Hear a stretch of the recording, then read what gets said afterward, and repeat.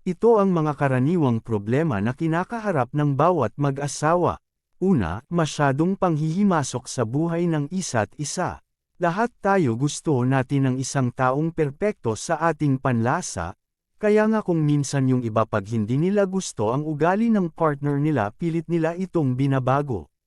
Kaya kung minsan ito ang nagiging sanhi ng gulo sa pagitan ng mag-asawa.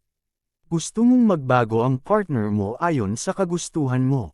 Kung ipipilit mo ito, maaari siyang masaktan, minsulto at magalit sa'yo dahil kawalang respeto ito sa karapatan niya. Kaya nga dapat pag nagmamahal tayo, mahalin natin ang taong yun ng buong buo, pati mga kapintasan niya.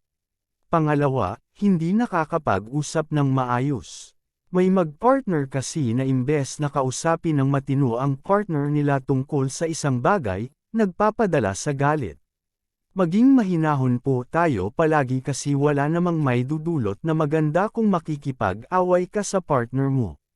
Wala kayong mareresolbang kahit na ano, mas lalo lang gugulo ang sitwasyon nyo. Pangatlo, pag-aaway tungkol sa pera.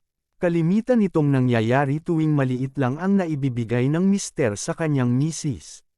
Kadalasan ito ang pinagmumula ng away ng mag-asawa at yung taong namumoroblema sa pera sila yung laging mainisin at parang naghahanap lagi ng mapagbubuntunan ng galit.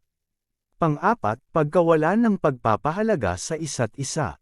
Kahit matagal na kayong nagsasama, huwag kayong magsasawang pahalagahan ang isa't isa. Dahil dito palang mararamdaman na ng partner mo kung gaano siya kaimportante sa iyo. Pahalagahan niyo ang mga bagay na nagagawa niyong dalawa sa inyong pagsasama. Panglima, pagkalulong sa paggamit ng teknolohiya.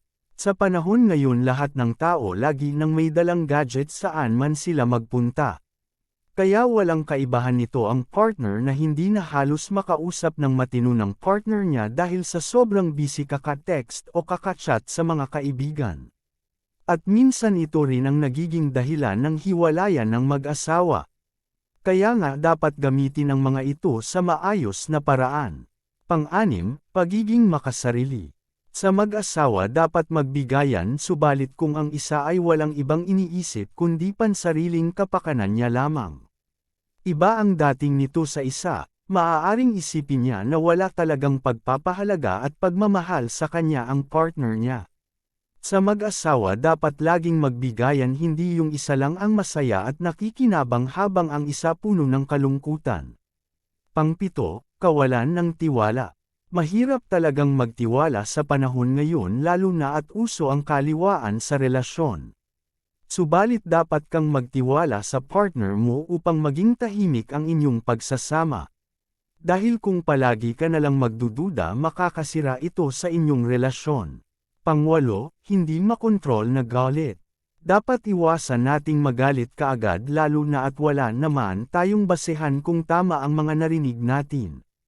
Matuto tayong kontrolin ang ating mga nadarama, sa ganun walang relasyong masira dahil sa di makontrol na damdamin. Kung may problema kayo ng partner mo, matuto kang kalmahin muna ang iyong sarili bago siya kausapin. Sa ganun madali niyong masolusyonan ang problemang inyong kinakaharap. Pang-siyam, paiba-iba ng plano. Isang halimbawa nito yung pag nagplano ang mag-asawa at nagkasundo na bilhin ang isang bagay. Tapos kung kailan bibili na saka magbabago ang isip ng isa at iba na ang gustong bilhin kaya dito na magkakaproblema. Pang-sampu, pakikipaglapit sa iba. Ito yung sa halip na ang asawa mo ang iyong sumbungan sa ibang tao mo ito ginagawa. Dahil sa sobrang busy niya sa trabaho wala siyang time na makinig sa iyo kaya sa iba ka nalang nagsasabi ng mga hinaing mo sa buhay.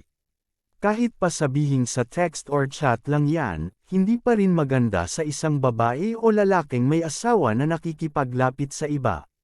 Kasi pag nalaman ito ng asawa mo tiyak na magkakagulo kayo.